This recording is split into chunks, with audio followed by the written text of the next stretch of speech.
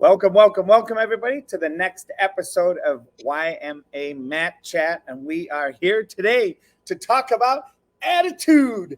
And we're super excited to have both Coach Les and Mr. Yarwood here to have this conversation. Both of us are what I call super attitude people. And we are going to talk and dive into a conversation for the next half hour about 10 ideas and 10 fundamental aspects of attitude. And I'm just going to kind of start off with what Mr. Yarwood shared right out of the chute here. Attitude is a fundamental aspect of martial arts, shaping not only how students approach their training, but also how they carry themselves in everyday life outside of the studio. A martial artist's attitude reflects discipline, respect, humility, and perseverance. And now we're going to talk about we're going to emphasize and look at the development of 10 specific areas of attitude in martial arts. Over to you, Mr. Yarwood. So for us in our training, we say what we have is a black belt attitude, meaning it's always, obviously we're not going to always be positive. That's impossible to do. But our goal is to always push for the way you carry yourself is the way you're always going to be. So when we walk in that door, I tell them, if you're having a bad day, leave it outside. When you come into our dojo, you change to your black belt attitude, you get upbeat, you're friendly, you're respectful, all these elements of what we do come out of you, right? You go and train, if you're an instructor, you help teach, whatever it is you're doing. And when you're done with classes and you go back out that door, if you want to go back to that old bad attitude that you had before you came in, you're certainly welcome to it. But the odds are pretty good that you're not going to want to, because when you come in, our environment helps to change how you're feeling and what you're doing and how you're responding and how you're acting and how you're treating other people. And like I said, black belt attitude is the number one thing that drives the rest of everything that you're going to do in your training, in your teaching, in your relationships, all that other stuff. And people reflect your attitude back to you. So if you come in and you're angry and mad and upset and stomping your feet, everybody else is affected by that around you. Just like if you're in a great mood and bubbly and whatever, it affects people. So we really push that attitude piece, that it's the number one thing that drives everything else that you're getting ready to do. And it's important so important that I make sure, as the head instructor, the chief instructor, the person that everybody else reflects off of, I have to have that attitude as well. And if I don't have it, it affects the rest of the school. And it's a vital component to all of our training.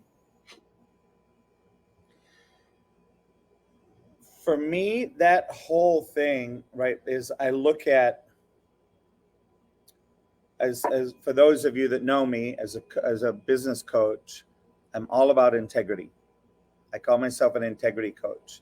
And the way that is implied for me is honoring your word, not necessarily keeping it, and keeping an empowering conversation for possibility alive and real. And what I look at is there's no possibility in negativity. There's no possibility in the poop that life throws at you, other than maybe perhaps manure is very good for putting in soil, right? And putting nutrients back into soil. So yeah, there's some great uses, and taking buffalo chips, they're good for burning and creating energy that way. So yes, there is some good use for poop. As far as a poopy attitude, it doesn't drive anything forward. And what it does is it clouds the future, it clouds the present, and it's all driven by the past. So if you're somebody that's committed to a different future, committed to transforming something, anytime you bring poop into the conversation, it's bringing something from the past. Therefore, you are going to relive whatever it is over and over and over again. And how is that? We're about to step into the first conversation here, respect for others. I'm going to even go one step further and say, what about respect for yourself first, Definitely. foremost, and then going from there? I remember the saying, and maybe I've got it screwed up, but it's like, hey, doctor, heal thyself first. When you're in an airplane and the gas and the oxygen masks come down, they specifically say, mothers, fathers, put yours on first before you Yep, put your yep, kids on. And people go, yep, yep. oh, that's crazy. Why would you put your kids on? Because you got to be focused and mentally alert yourself to do and look after other people. So that's my 2 cents to get us started. Over to you, Mr. Yarwood. Definitely. So attitude. If you're one of those people who's always cranky and mad and yelling and just walking around with a stomp attitude, people eventually don't want to be around you.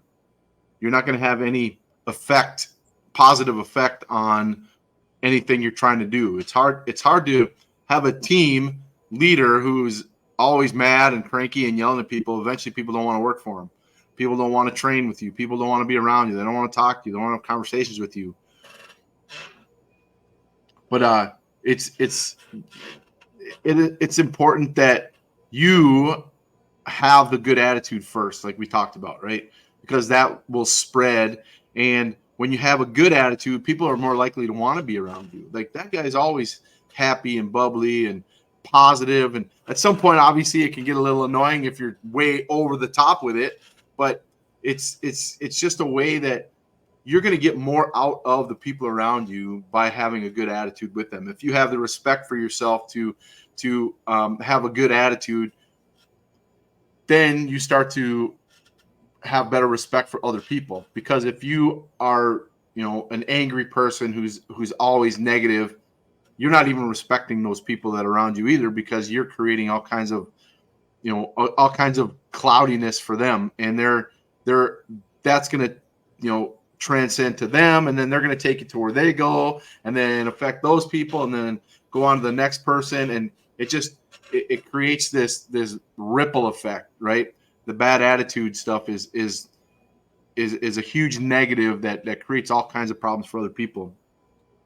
When we have a good attitude, the way we talk to people. So when our kids come in the school, the first thing they do is bow at the door, and they say the current life skill, right?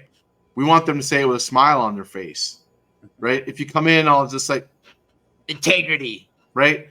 It sends an immediate message that, all right, we got a problem, right? And if I see that, I immediately address it. I mean, it doesn't get any further than the threshold of the school, because I don't want that in here. I don't want that cloud in here, right? It's bad enough outside the dojo. I don't want it coming into the dojo too. So it's addressed immediately. And all of our other instructors feel the same way. It's like, we just don't want it in our school, right? You're disrespecting your friends, you're disrespecting your other students, you're disrespecting the school, your instructors, everything. So it's something that I don't want to say we don't tolerate it, but we don't tolerate it. It's nipped in the bud immediately. As soon as we recognize it, it's taken care of. And like I say, if you want it when you go back out, go ahead. You can have it, but don't bring it in here. The next is humility, right? One of the next pieces of attitude is the humility. And, that's the one thing for me that I've always enjoyed about the two places that I've done martial arts is the humbleness of the leaders and the humility that they have and that they teach.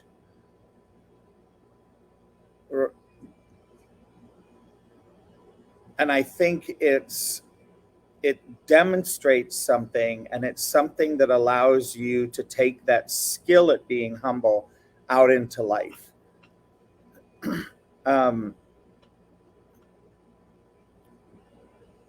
with everything. And I'll use myself as an example. People go, oh my gosh, you're a sommelier? Oh, wow. You know a lot about wine.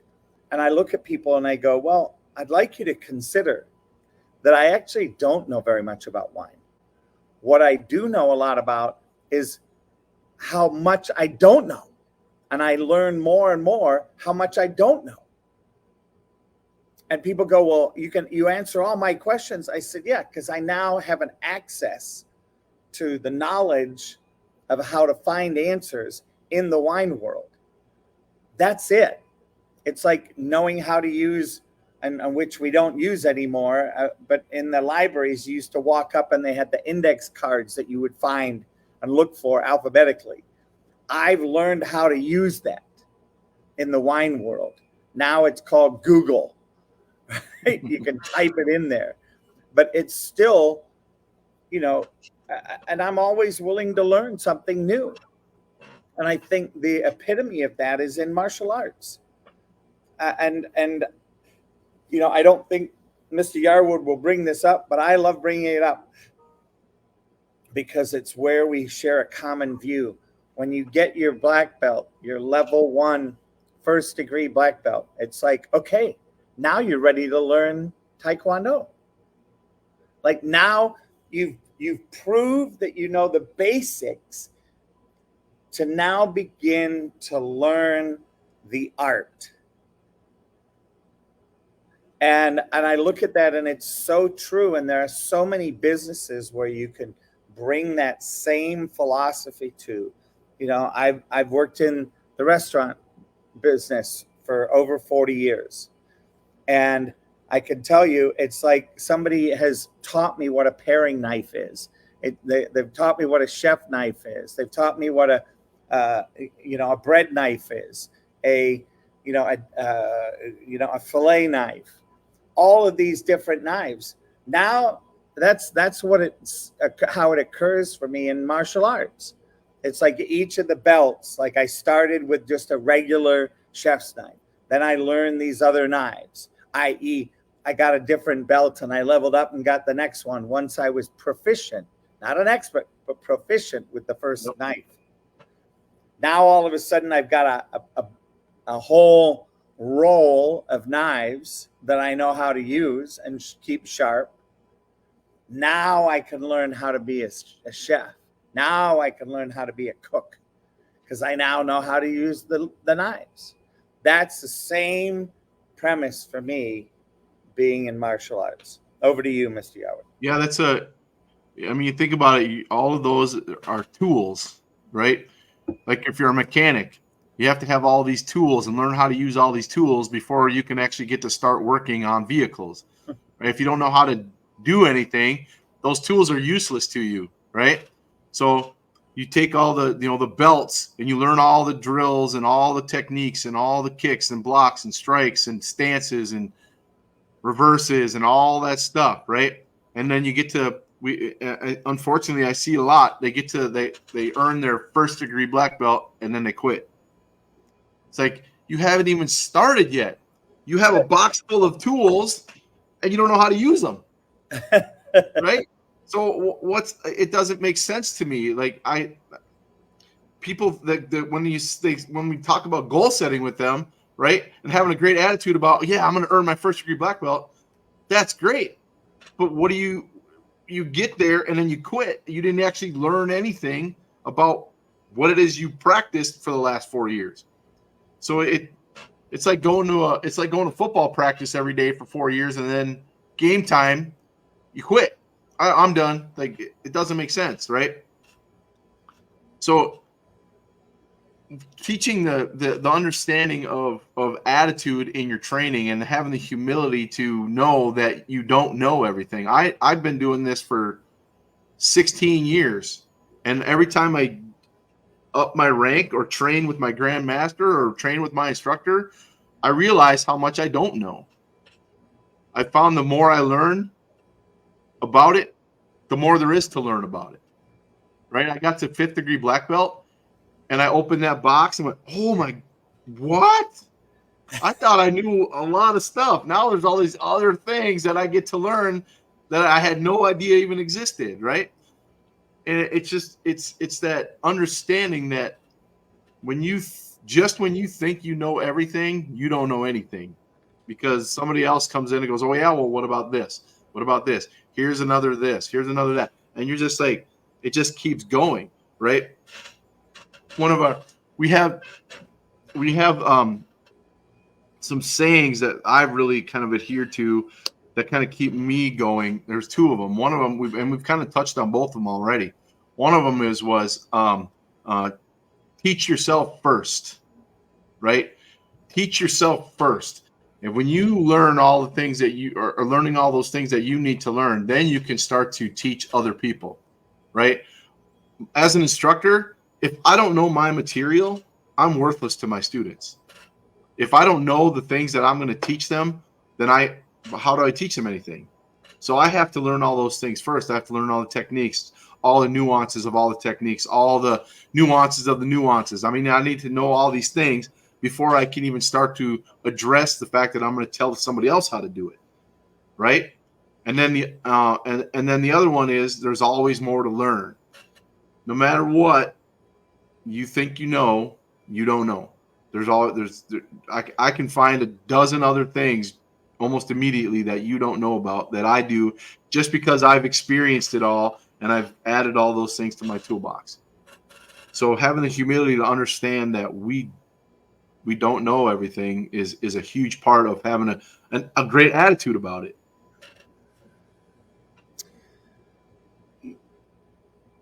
And I think in that place of humility, right,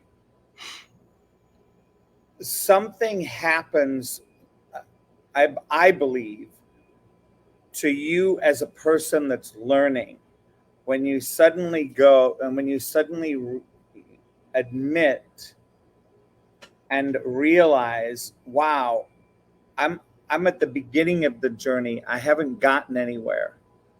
And then you realize also there's nowhere to get. You're already there. It's now how to take where you're at and continue to and I'm going to say it, level up, right? Because it really is. And it's that perseverance, which is our third conversation in attitude, that perseverance where you face a challenge, you face mistakes, and you face setbacks regularly, i.e., you get injured and it sets you back 6 months. You run up not being able to do a certain move, and you try and you try and you try and you try and you try, and you're like, wait a minute, I'm doing all this trying. And then along comes Mr. Yarwood and says, here's a technique to put in between where you were, where you're headed. Put this in there, and all of a sudden it's like, wow, if I do that, it makes doing what I was intending to do work. And you look and you go, wow, thanks. And it's like, yep, because now I know that that you can't get to where I want you to go. And you know that now there's a place where I can give you the little bridge, because you can understand how the bridge works to get from A to B. But before you attempted to get to B, there's no way I could give you the little bridge, because it would just be another in the way. Yep. Yeah, I mean, perseverance is a huge thing. If you have a bad attitude, you won't have perseverance. You're going to quit every time. Oh, this sucks. I can't do this. I can't do that. I'm terrible at this. Everybody says it just builds on itself, and then you immediately quit because your attitude says, doesn't matter. I'm never going to get there anyway, so why bother, right? If you have a positive attitude about it, like we just talked about, it's like you keep going, you keep working at it. Suddenly something happens. Somebody comes in and says, hey, try this. And you go, oh. And now you're like, oh, now you're rejuvenated. Your attitude is back again. And then you keep moving forward, right? But if you have that negative attitude every time an obstacle gets in your way, quit. And you'll never get anywhere. You'll never accomplish what you're trying to accomplish if you're with your bad attitude and your quitting attitude, as we call it, right? If all you ever do is quit, you're never going to figure anything out. You're never going to finish anything. You're never going to accomplish anything. You're just doing a lot of different things that don't get you anywhere. And I think that takes us into the next two attitudes: discipline and self-control, and focus and mental fortitude. Both are primary pillars to perseverance. For sure. And, when you look at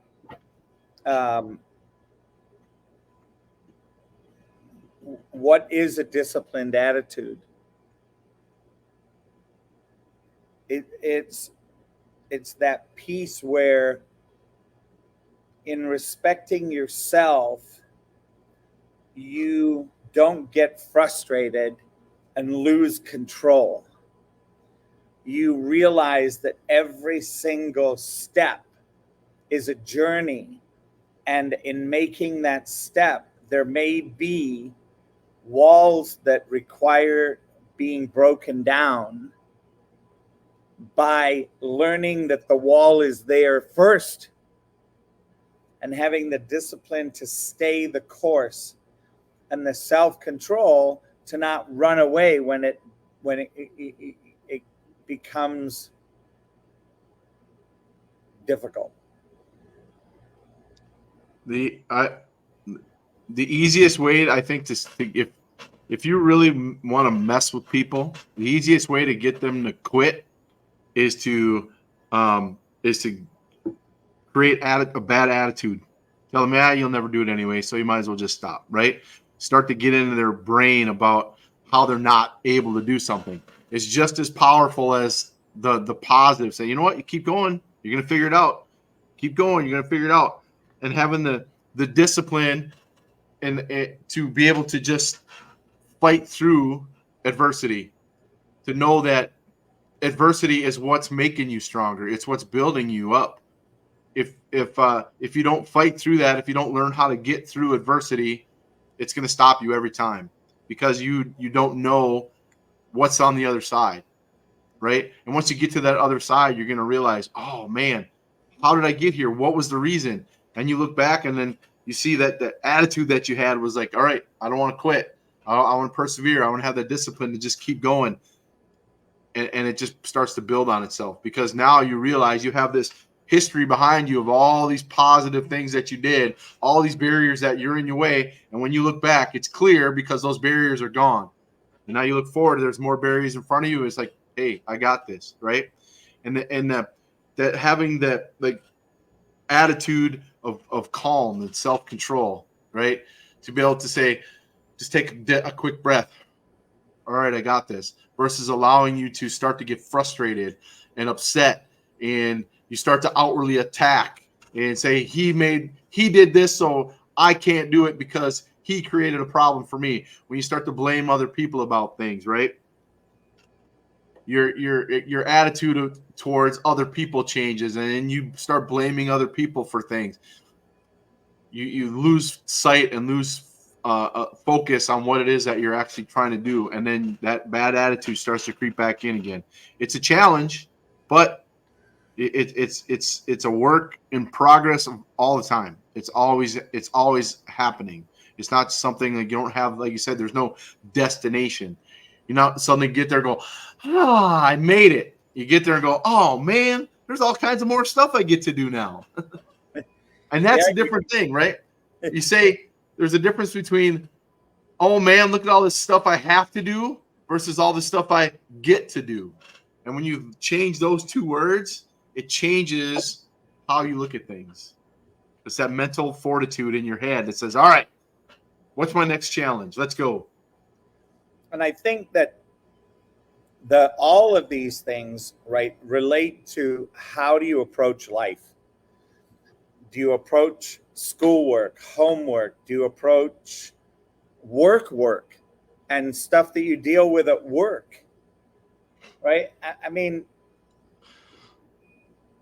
a couple of weeks ago, my wife was so frustrated. She's the CEO of the ice cream shops, and she was so frustrated. She said, we're going to fire everybody and start over. And when I know she was mad, I know she was frustrated, and yet there are people that we have that, given time, given attention, and getting rid of the bad apples, the people that have a bad attitude, the people that have no self-control, the people that don't care, the people that mom and dad pay for everything, right? So their money, they don't care if they make money, right? They really don't. It's like, okay, Yep. well, I'm here because my mom and dad want me to have a job. They want me to learn. Yeah, they want me versus I want me. So it really is a place where we look at how does all of this come together. And you and I were talking about fossil fuels earlier. It's like, how is a diamond made? Right? A diamond is made the same way oil is made and Pressure. coal is made. It just continues to be put under pressure. Yep. Until it's squeezed into this crystal that had all of the impurities and stuff squeezed out of it, is the way I kind of like to talk about it. Yeah. It's like it's now come to this final resting place of being pure and clear. So, yeah, I'm focus and mental fortitude. Woo! That whole piece. Yep. And we deal so much today with so much stimulus from these things, iPads, Yes. phones. And yet, when you take those away and you fill the space that is there with tools to increase who you are as a person, who you are as a gift to the human race,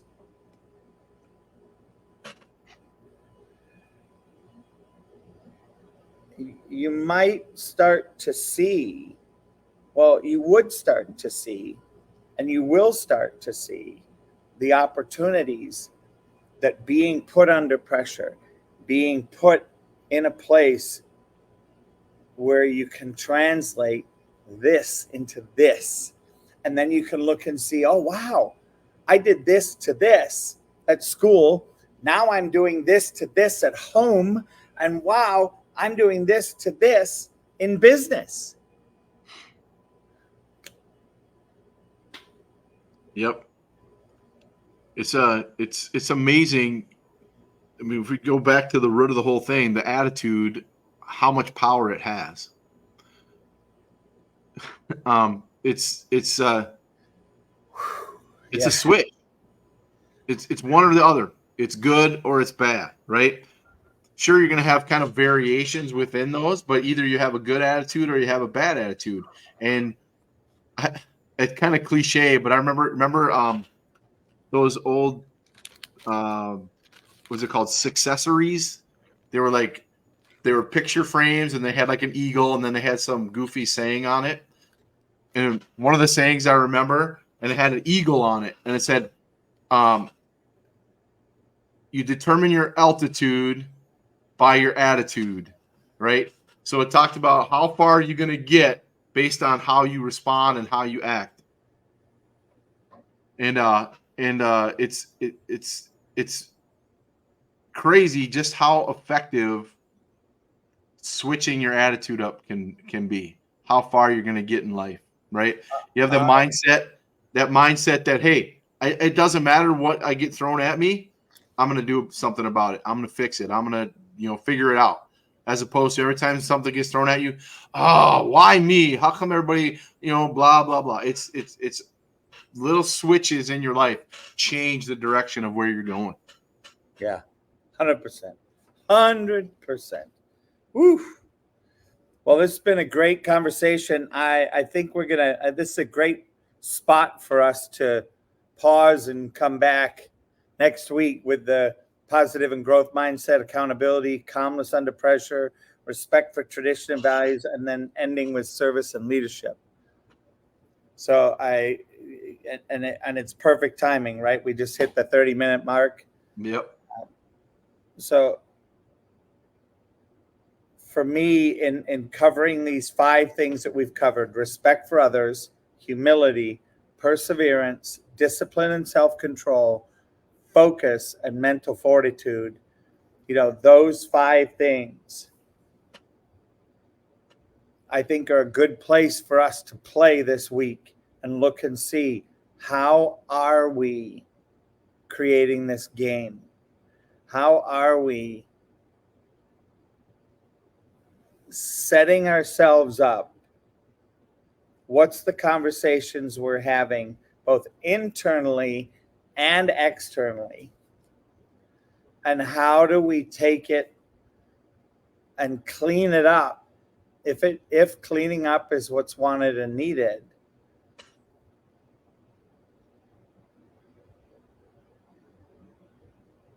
it will be, my goodness. I think there's a tenacity that's available by us looking at these 5 points that'll give us not only the strength and fortitude, i.e. mental fortitude, but it'll also give us the tools to step when stepping is not easy. Over to you for your final thoughts, Mr. Yes, sir. Like I said, attitude is where it all starts. How you decide to feel, to respond, to act towards yourself and towards others dictates to everything else that you do. It's going to set the direction for your day, for your week, for your life. And we're not, like I said, we're not always going to be happy. We're always going to be jolly and all that stuff. But how you respond to that adversity and how you focus your attitude on what you're going to do is going to basically set where you're going to go. It's going to set that path for you. So good attitudes are black belt attitude, I guess we say, is a big deal. So yeah, I like it. I like it. All right. And with that, here we go.